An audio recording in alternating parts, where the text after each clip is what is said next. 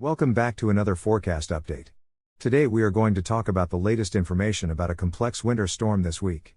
This storm, which we will be reviewing in today's forecast, has the potential of bringing heavy snow across the country, along with severe storms and flooding rain in the south. Just before we get into this information, I will ask that you subscribe to this channel for more updates on this storm system, and more to come. The first thing we are going to do is analyze how we are expecting this system to unfold. According to the GFS model, it's looking like we will begin to see a storm system developing over the south-central United States during the day on Tuesday. At the same time, a storm system in the Pacific Northwest bringing heavy mountain snow and rain will be moving inland. As we head into Wednesday, heavy rain and storms will continue across the southern United States, with the storm in the northwest moving east. On Wednesday evening, the first system will advance north towards the Midwest and Great Lakes, as the northwestern storm chases after it. As the first storm runs into some colder air over Iowa and Wisconsin on Thursday morning, we will likely start seeing heavy snowfall developing in the northern portions of this storm.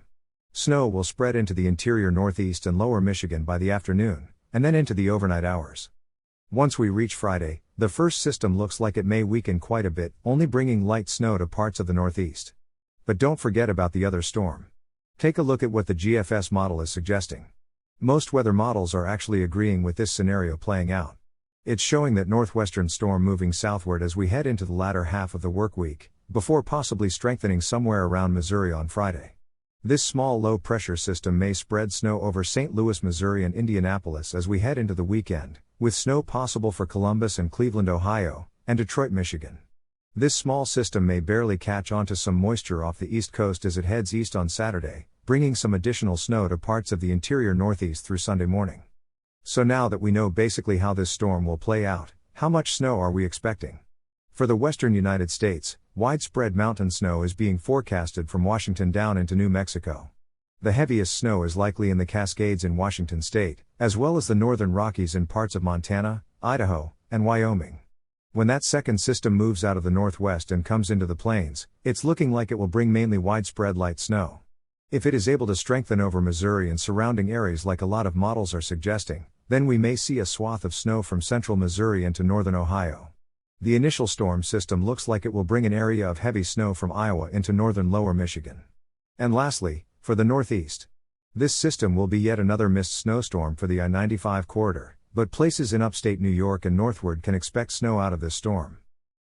Warm air and rich dew points to the south will likely allow for the development of some severe thunderstorms on Tuesday and Wednesday.